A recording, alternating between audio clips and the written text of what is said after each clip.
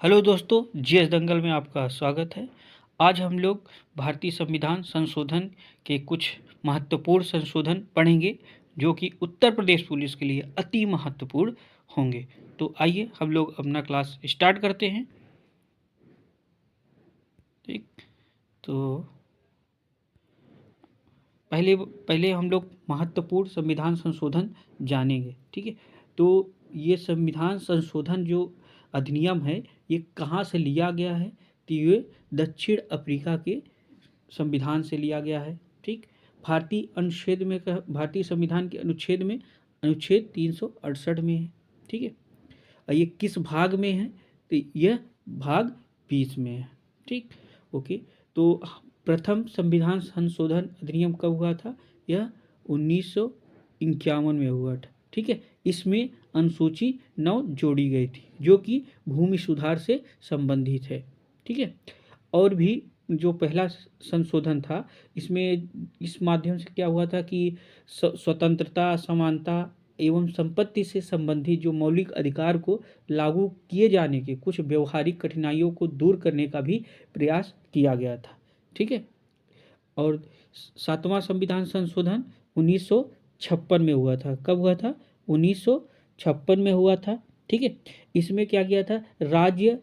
राज्य का पुनर्गठन जो किया गया था, है ना। पहले इसमें 3 श्रेणियां होती, राज्यों के कितने? 3 श्रेणियों में वर्गीकरण को समाप्त करके इसमें 2 श्रेणी लाया गया, केंद्र शासित प्रदेश और राज्यों में विभाजित कर दिया गया था।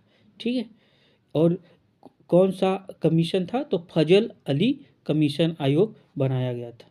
ठीक, आगे नेक्स्ट क्वेश्चन।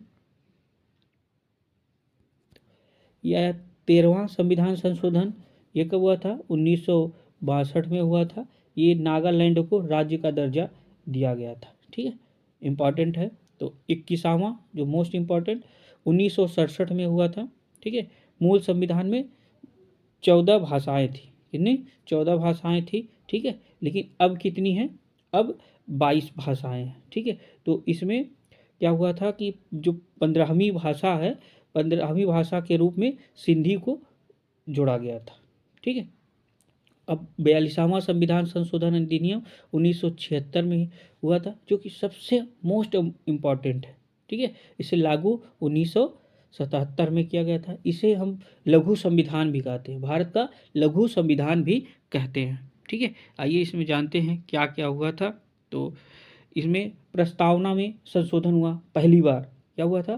प्रस्तावना में केवल एक बार ही संशोधन हुआ है, वो 42वां संविधान संशोधन हुआ। इसमें 3 शब्द जोड़े गए थे, पंथ निरपेक्ष, समाजवाद और अखंडता शब्द जोड़े गए थे। ठीक है, और यह इस केस था। ठीक है, केशवानंद भारती बनाम भारत संघ यह केस था जो कि 24 अप्रैल 1973 को किया गया। इसमें 13 जजों की बेंच बैठी थी। ठीक है, अब तक की सबसे बड़ी बेंच थी, है ना, ये इस केस में केशवानंद भारती बना भारत से। ठीक है, इसमें क्या किया गया था? मूल ढांचा, ठीक है, आधार ढांचा बनाया गया था।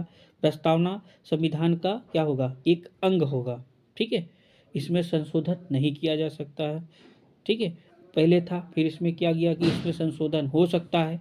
ठीक, जो 42वां संविधान संशोधन अधिनियम 1976 में क्या किया गया था कि इसके अंतर्गत, है ना, क्या किया? 10 मौलिक कर्तव्यों को अनुच्छेद 51, ठीक है, क में भाग 4 के क में जोड़ा गया था। ठीक, और क्या किया गया था? इसके द्वारा संविधान को न्यायिक परीक्षण से मुक्त किया गया था। ठीक, और सभी जो विधान सभाओं में लोकसभा की सीटों की संख्या क्या किया गया था? इसमें स्थिर कर दिया गया था। ये सब इंपॉर्टेंट क्वेश्चन बन सकते हैं 42वां संविधान संशोधन अधिनियम में। ठीक है, इसीलिए इसे क्या बोला जाता है? भारत का लघु संविधान भी कहा जाता है। ठीक है, नेक्स्ट चलते हैं। ठीक, अब आता है 44वां संविधान संशोधन, है ना, अधिनियम 1978। ठीक है, उस समय पीएम कौन थे? मोरारजी देसाई जी थे। ठीक है, इनके द्वारा क्या किया गया था? जो संपत्ति का अधिकार है, ठीक है, इसे मौलिक अधिकार से हटाकर क्या कर दिया गया था? एक विधिक अधिकार बना दिया गया था। ठीक है, विधिक अधिनियम बना दिया गया था। ठीक, उस ये आर्टिकल पहले 31 में था। ठीक है, ये मौलिक अधिकार था, इससे हटाकर इसे कहाँ पे? आर्टिकल 300A में कर दिया गया था। ठीक है, अब आता है कौन सा 52वां संविधान संशोधन अधिनियम 1985 में हुआ था। ठीक है, इस 10वीं अनुसूची जोड़ी गई थी। ठीक है, जो कि दल बदल से संबंधित है। ठीक है, दल बदल होता क्या है इसके बारे में जानते हैं। ठीक है, तो इसमें यह होता है कि राजनीतिक जो दल होते हैं ना, ये इन दल बदल ये पर अंकुश लगाने का लक्ष्य रखा जाता है। ठीक, इसके अंतर्गत क्या होता ये है कि जैसे संसद या विधानमंडल है, उनके जो सदस्य होते हैं उनको क्या किया जाता था, अयोग्य घोषित कर दिया जाता है। ठीक है, और क्या करता था, उस दल को वो छोड़ देते थे, है ना, छोड़ते थे। फिर जिस चुनाव पे वो मतलब चुनाव लड़ते थे, चिन्ह पर चुनाव लड़ते थे, फिर उनके क्या क्या करता, उसी पार्टी के 1/3 जो सदस्य होते थे, उस सदस्य को अलग दल बनाना चाहते थे। ठीक है, फिर उन पर क्या हो जाता है, फिर उन पर अयोग्यता जो है लागू नहीं होती है। ठीक है, ये हुआ। नेक्स्ट देखिए, जो 61वां संविधान संशोधन है 1989 में, ये मोस्ट इम्पॉर्टेंट है। ठीक है, तो आर्टिकल 326 में मत देने की जो आयु है, ठीक है, उसको 21 से घटाकर 18 कर दी गई। ठीक, उसके बाद 71वां संविधान संशोधन है, तो इसमें क्या है, 3 नई भाषा जोड़ी गई। पहले 21वां संविधान संशोधन में उसकी एक भाषा जोड़ी गई थी जिसका नाम सिंधी था। ठीक है, मूल संविधान में 14 भाषाएं थी। ठीक, तो 15 हो गई थी। अब इसमें 71वां संविधान संशोधन में 3 नई भाषा जोड़ी गई है। ठीक है, वो कौन कौन सी है, नेपाली, मणिपुर, कोंकणी। ठीक है, अब इसे नमक से भी याद रख सकते हैं, न से नेपाली, म से मणिपुरी, क से कोंकणी भाषा। ठीक, आगे नेक्स्ट, ये 73वां संविधान संशोधन अधिनियम 1952 24 अप्रैल 1993 में यह लागू किया गया था। ठीक, यह ग्रामीण क्षेत्रीय शासन संबंधित है, पंचायती राज से संबंधित। ठीक है, इससे अनुसूची 11 को जोड़ा गया था। ठीक है, अनुसूची 11 में कुल 29 विषय थे। कितने थे, 29। फिर उसके बाद 74वां संविधान संशोधन, ठीक है, 1992-93 में थे। इसमें नगर पालिका संबंधित है। ठीक है, अनुसूची 12 जोड़ी गई थी। ठीक है, इसमें अनुसूची 12 जोड़ी गई थी। ठीक, और इसमें विषय कितने थे, 18 विषय थे। ठीक है, ये नगर पालिका से संबंधित है। ओके, देखिए ये आया 86वां संविधान संशोधन 2002 में हुआ था। ठीक है, ये शिक्षा से संबंध रखता है ना, संविधान के अनुच्छेद 21(1), ठीक है, जोड़ा गया था इसमें, है ना, निःशुल्क एवं अनिवार्य शिक्षा 6 से 14 वर्ष की आयु को बच्चों को दी जानी चाहिए, है ना। 86वां संविधान संशोधन के द्वारा 11वां मूल कर्तव्य को भी जोड़ा गया था। ठीक, ओके, नेक्स्ट देखिए 89 अमेंडमेंट एक्ट 2003 में हुआ था।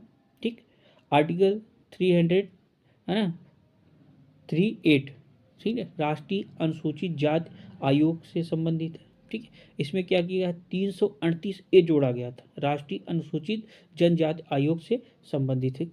एक नया आयोग बनाया गया था। क्या हुआ था, एक नया आयोग बनाया था। फिर उसके बाद आ जाता है 92वां संविधान संशोधन 2003 में।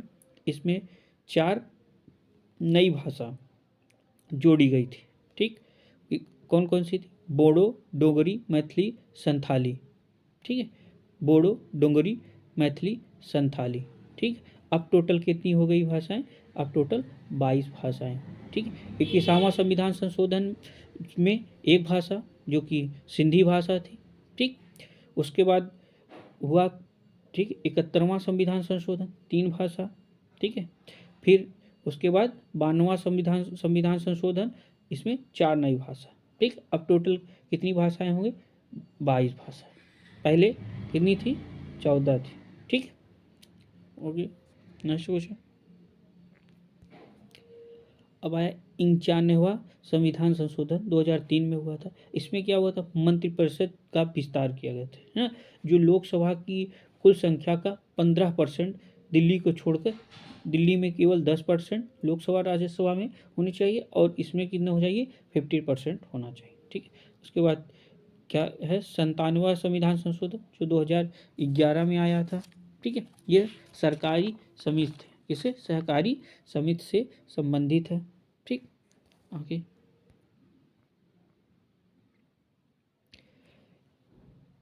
एक आया 99, ठीक है, संविधान संशोधन अधिनियम 2015 में सर्वोच्च न्यायालय के, ठीक है, द्वारा एकमात्र संविधान संशोधन है जिसको असंवैधानिक करार दिया था। ठीक है, इसमें जो कोलिजियम पद्धति है इसके स्थान पर राष्ट्रीय न्यायिक नियुक्त का गठन किया गया था। ठीक है, इसे क्या किया था, जो सुप्रीम कोर्ट ने अवैधानिक करार दिया गया था। ठीक,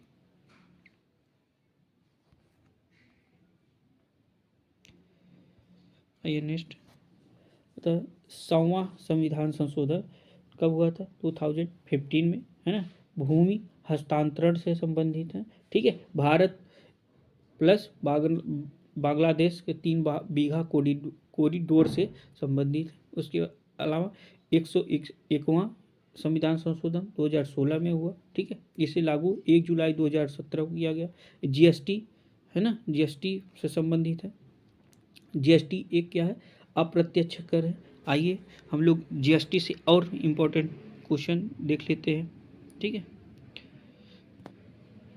तो जीएसटी, ठीक है, भारत में 1 जुलाई 2017 से लागू किया गया था। ठीक है, कौन सी समिति के द्वारा जीएसटी लाई गई थी, तो विजय कलिकर समिति के सिफारिश पे जीएसटी लागू की गई थी। ठीक है, अपनाने वाला पहला राज्य कौन था जिसको जीएसटी अपनाया था, तो उस असम था।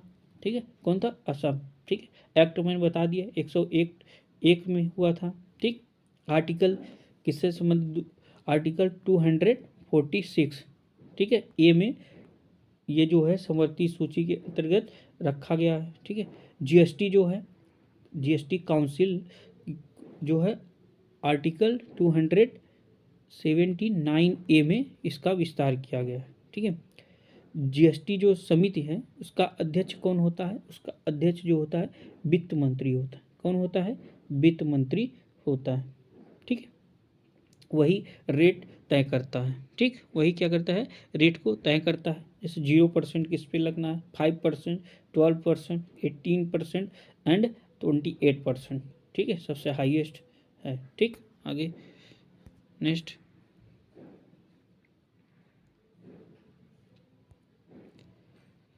आइए कुछ महत्वपूर्ण प्रश्न पढ़ते हैं जो यूपी स्टैटिक्स से संबंधित है। ठीक, तो आर्यभट्ट नक्षत्रशाला स्थित है। ठीक, ऑप्शन ए है गोरखपुर में, ऑप्शन बी रामपुर में, option C Lucknow, option D Ghaziabad. ठीक, तो कहाँ पर है नक्षत्रशाला, उत्तर प्रदेश के, तो यह जो है ऑप्शन बी सही होगा, रामपुर में। ठीक है, उसके बाद देखिए कुछ और इम्पोर्टेंट नक्षत्रशाला है जो कि जानते हैं।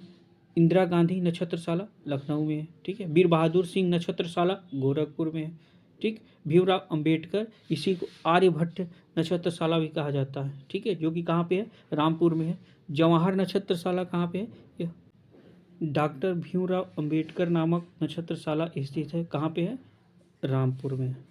ठीक है, कहाँ पे, रामपुर। इसी को हम किस नाम से जानते हैं, इसी को हम क्या बोलते हैं, आर्यभट्ट नक्षत्रशाला। ठीक, ओके, नेक्स्ट क्वेश्चन,